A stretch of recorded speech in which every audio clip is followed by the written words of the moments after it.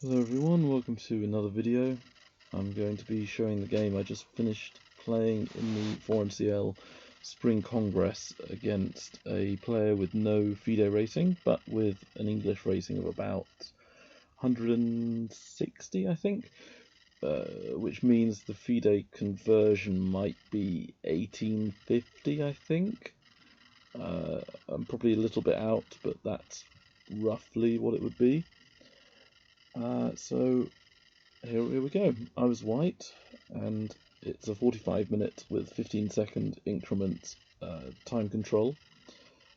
I played e4. I'd spent about 2 hours preparing for my opponent.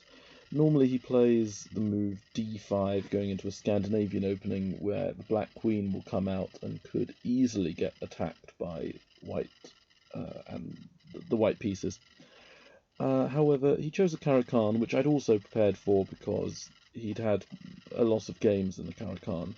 Therefore, my plan was to play into the main line, but then don't play knight c3 or e5, which is the bulk of all the matches this person had had.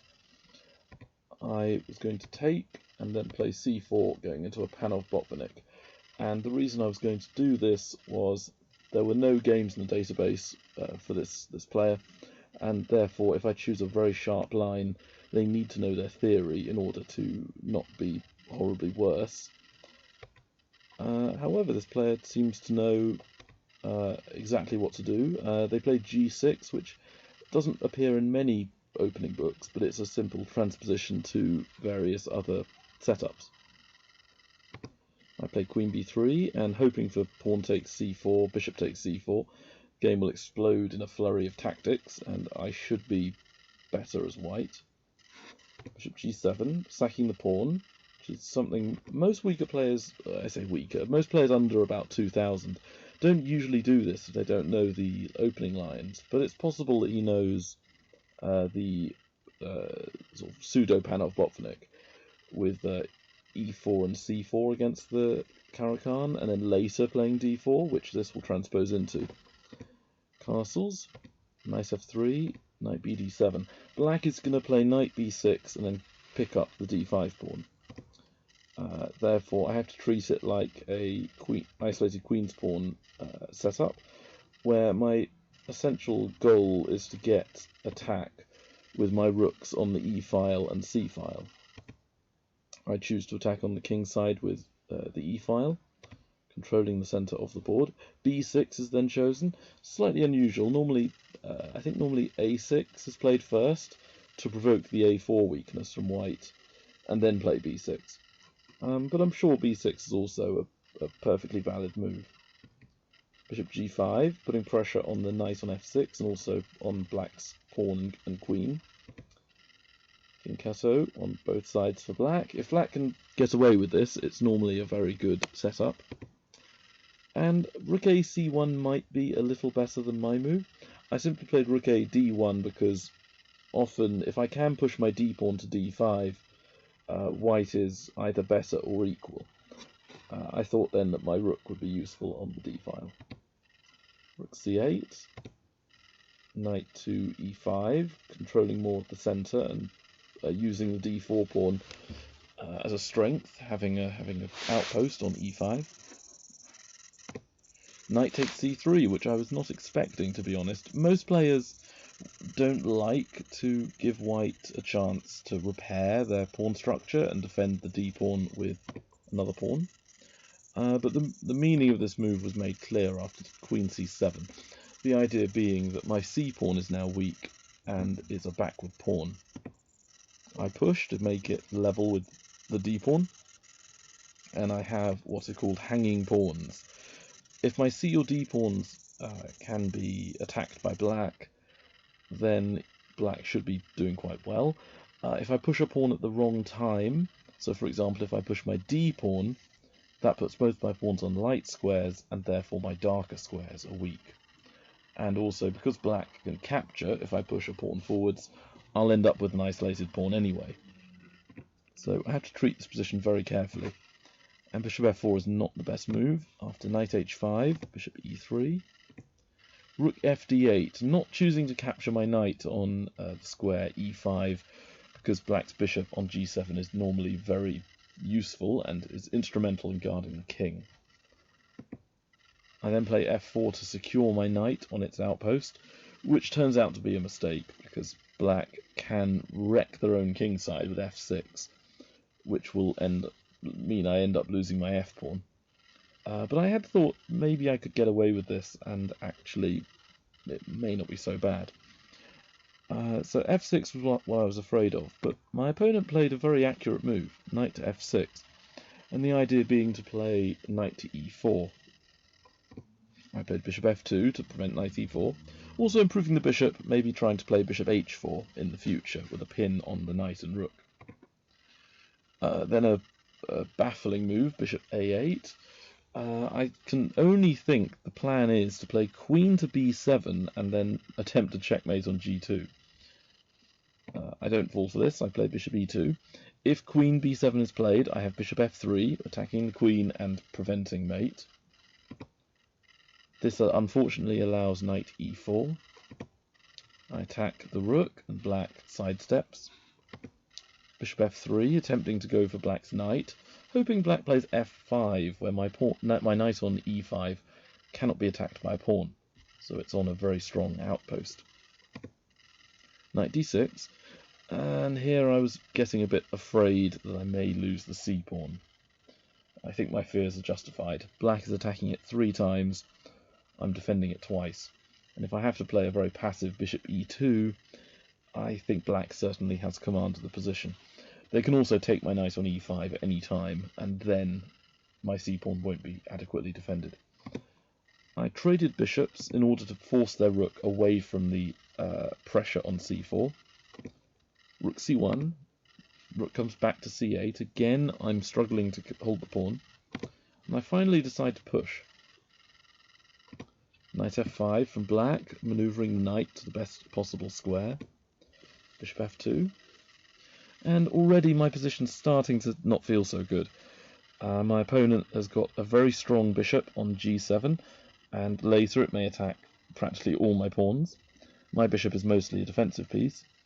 And my knight on e5 looks good, but it isn't really attacking anything, whereas black's knight is attacking my d4 pawn and can easily jump around to d5 or c6 or e4. So I threw caution to the wind a bit with pawn takes b6. And it turns out that queen takes c1 is just clearly better for black. I had thought I had b7, and the idea being that if the rook moved to c7, I can promote to a queen. That black will have to take me, and after a move like rook c8, I thought possibly I had the edge after queen to a7, where I am attacking the f7 pawn, black's queen as well, and I've got this passed a pawn, which could become a huge asset later in the game. But my opponent found, again, very, very precise move, queen b3, c3 I mean, attacking my queen on b3. And I don't think I have any choice. I have to take the rook, making a queen. Black takes it back. Then my thinking was, if I could get my a-pawn up the board, it could become extremely useful. Therefore, I give up my d-pawn, which has been a weakness the whole game. Black trades queens, captures the d-pawn. I capture the a-pawn. I've got the outside passed pawn. The b-pawn could become a very key player in the match. f6 is played by black, meaning I have to retreat the knight. Rook c7. Bishop f2, making sure the bishop can't be taken, and I don't really want to enter an endgame where I have rook and knight, they have rook and bishop, because there's stuff happening on both sides of the board, so a bishop is stronger than a knight. Rook b7, I protect the pawn. Bishop f8, making sure I can't push the pawn up the board. And here, I was thinking possibly it's a draw, but I can perhaps play on, and if I can get the pawn rolling up the board, I may end up getting the advantage. So when my opponent offers me the draw here, I decline it, and we both push our kings towards the centre of the board. And I'm still trying to push b4. And here he played this move extremely quickly, d4. It's an excellent move. The point is I can't take the pawn because of rook d7 winning the bishop. And I had thought originally I could play king c4. Pawn takes bishop, king up, but then c2's annoying. Rook to c1, takes, and then moves like rook d3 just cut my king off from the pawns. Black can easily get their king to f5 and then end up manoeuvring all over the place and taking my pawns. So this is a losing endgame. So I had to be content with bishop d2. Black activates the king, and all of a sudden, even though Black has the weaker pawn in terms of just a king and pawn endgame, when there's pieces on the board, rooks and bishops, Black has the edge really, because their king is far more active, and they're easily controlling the centre of the board, which is still a factor here. So this is still a drawn position. I'm putting my pawns on light squares to make sure they can't be captured. Black's doing the same sort of thing, and I'm trying to find a way through. Again, my opponent, if they did have a rating, they would be about 500 points lower rated than me, so I thought I had to try winning this match. And I saw a fun way of playing, bishop c7, and then I can push the b-pawn up the board. But it turns out my opponent has this move rook a3, which I hadn't realised how strong it was. If I move my king to a light square, pawn d3 check is devastating. So after king d2, they check. I move back up and check again, and I realise now they want to draw, even though Black can try pushing for the win. So when they check me again, king d3 essentially is getting a draw by repetition, and I still don't want it yet, so it turned out my move's a huge blunder, king d1, which feels like a blunder as well. But after rook g2, I realised if I push b6, pawn d3 wins for Black. Pawn d3, like b7 let's say, and then bishop e3, and I couldn't see a way for me to avoid mate. I suppose I can throw in a few checks, but I don't think they're going to work.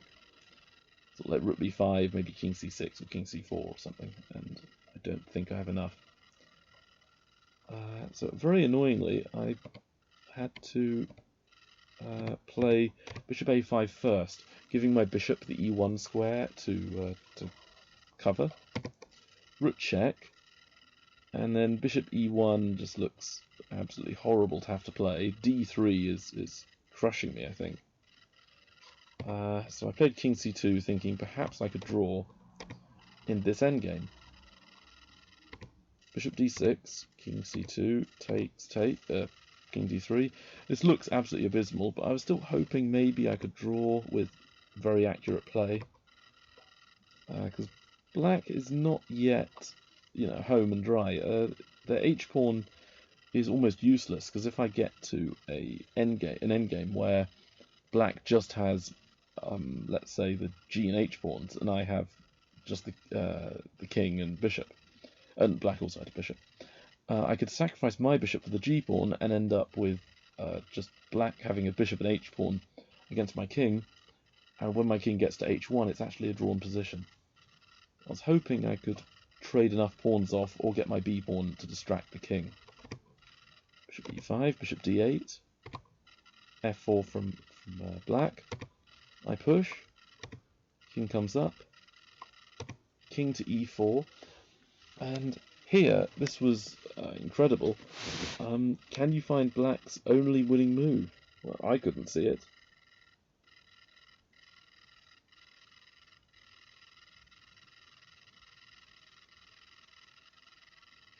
So the winning move is the enigmatic king to b7,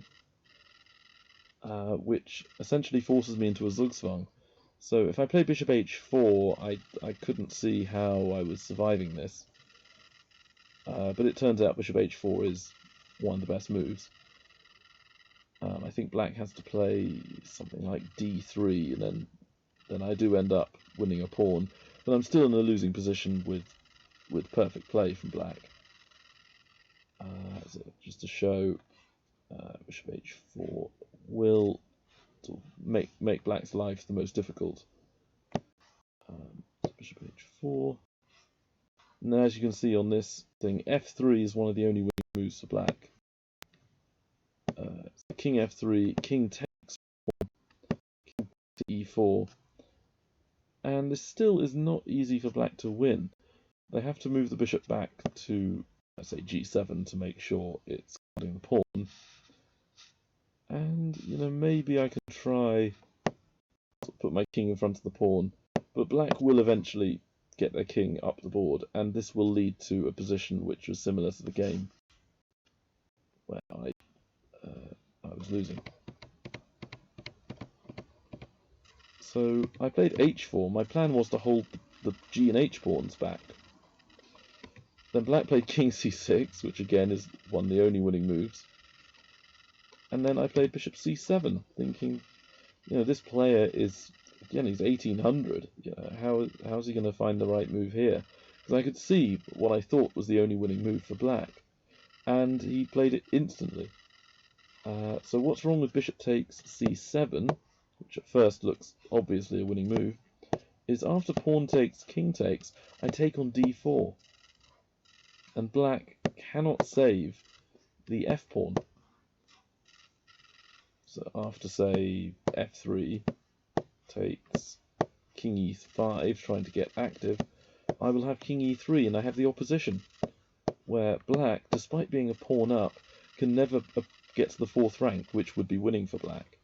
The only way they can try and make any headway is to trade pawns, and then all I do is run the king to the corner and hold the draw. So that was my plan. My opponent saw all this in a second or two. Played bishop f6, which is winning. Bishop takes, and they played king b6, which is correct. If bishop takes h4, I could take on d4, and I think I draw the match. So here they played king c5, and at this point I resigned just because I realised there was no chance for me to draw this match. After king d3, king d5, I can try bishop f2, hoping for draws. But what black can now do is, again, force me into a kind of zugzwang. If I move my king backwards, they play king e4, so my king must stay on d3. And my bishop needs to stay guarding the h-pawn, because black could very easily capture it with bishop g3 and then take on h4, winning the game. So after bishop e1, bishop f4, bishop f2, bishop e3, I'm going to have to essentially stop attacking their pawn or stop defending my own one. So bishop g3 is one of my only moves. If I played bishop takes, they would win this time, because they would get the opposition when we traded, and they would get to the 4th rank. Bishop g3, now they go g5, and I cannot quite get the d-pawn off the board. If the d-pawn vanished, it would be an easy draw.